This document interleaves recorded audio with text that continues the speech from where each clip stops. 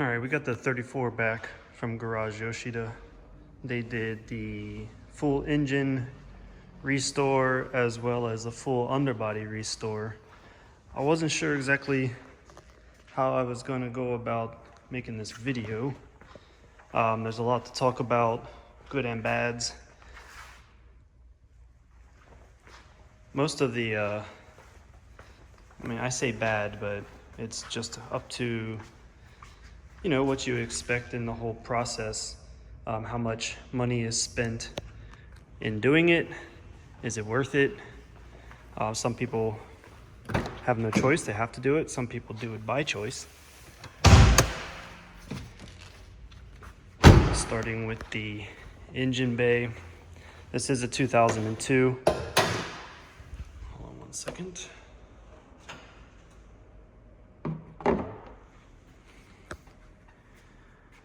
All right, now, if you look at the actual strut towers and then you look at the actual paint on the body, the blue is very different. Now, the client spoke with Yoshida and they said that this is the closest you can get to the factory Bayside blue. Now, I probably agree with that, but this is going to be almost 25-year-old paint that's probably been resprayed as well. So the paint is good quality. It's not the shiniest. I do see orange peel. I have a full inspection video on this earlier in my videos, but you can tell, the paint is a totally different color. Now, it's not that big of a deal. Let me see if the flashlight really doesn't.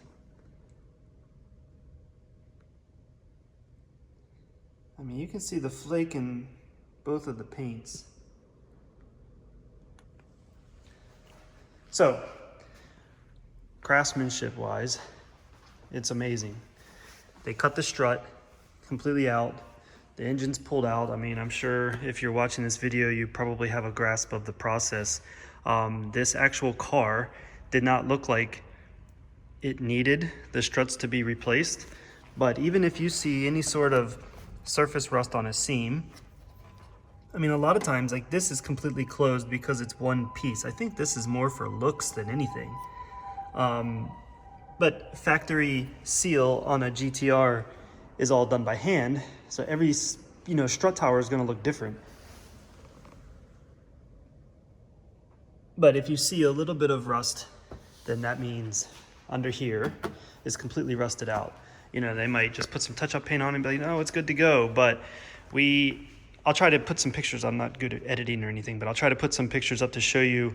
After we removed this strut bar, the actual rust was hiding under the strut bar. So this was concealing rust when we purchased the car. Garage Yoshida put, some strut protectors from the brace. It's a nice touch. Complete engine bay all the way down through the car.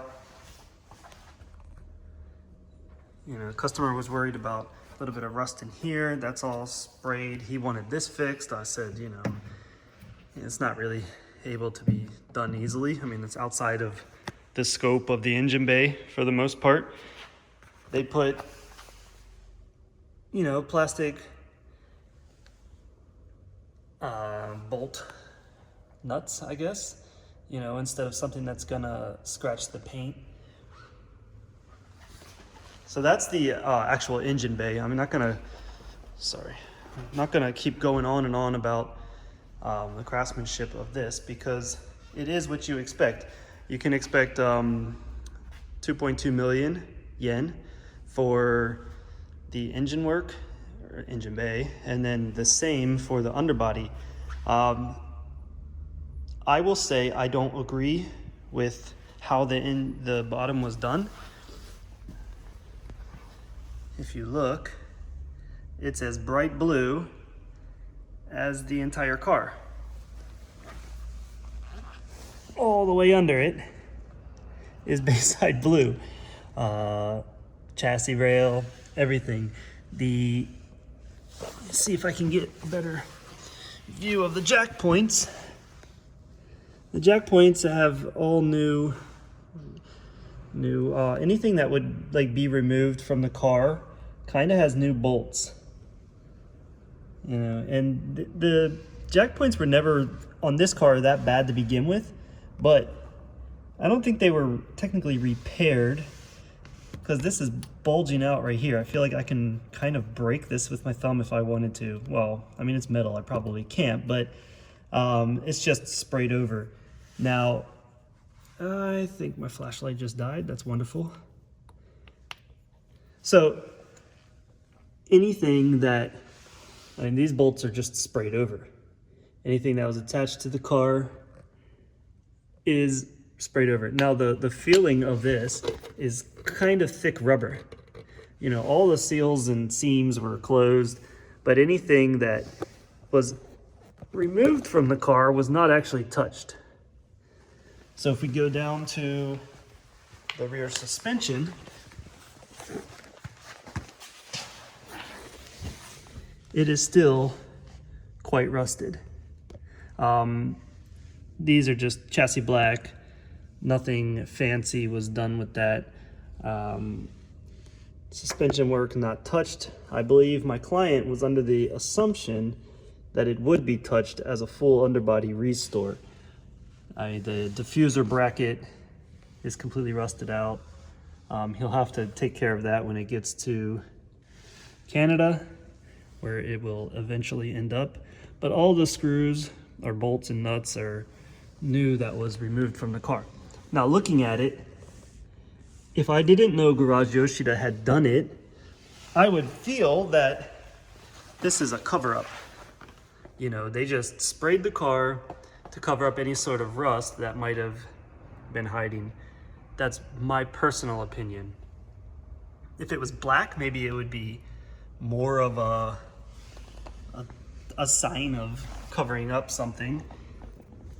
But before I complained about being chassis black or being Bayside blue, the client actually said he let Garage Yoshida do whatever they want, meaning it was probably his choice. He had the option to do like the factory, so say like I run over here and look at this GTR. You know, everything here is the factory gray. Sorry, I didn't bring the flashlight.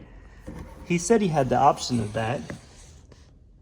Technically, I would have preferred it being the factory gray, so it didn't look like a kind of a cover-up. Now, bad point, it took about 3 months to get Yoshida on board with even doing it. They seem to cater to YouTubers, people with more influence than, you know, somebody like me. That's clients are just like, hey, I want a car, it's my forever car. So they finally came out, spent 2 minutes here, and said, okay, and then left. I didn't know what the process was gonna be. We paid it up front, they took the car. It took about, actually the overall flow of it was pretty smooth. My biggest gripe on the whole process personally was I got the car back, and I mean, you might think, well, it's an engine, it's gonna be dirty. Well, I didn't give it to them dirty. And the actual car, you know, I take pride in cleaning the cars. The actual car was completely covered in dust, like all around it. And to me, I mean, if you're spending 4 million yen, they have to have somebody that can, you know, wipe the car down. I mean, you can see that. Just, you know, it would take 4 minutes to wipe the car down upon delivery. As well as, I'll try to put the pictures in. They had something that had leaked all down the side of the car here. And like I washed the car and I tried to get it off and it wouldn't come off. And now like I see scratches here that looks like maybe they tried to rub it off. And I know like I look over the car 100% to know like, you know, any sort of flaws that it would have. It did not come off with regular wash, so I had to use compound and get it off by hand. Not the end of the world, but it's kind of gross when, you know, customer service is pretty much, you know, at least 50% of the whole process, especially when you're paying that much money for it.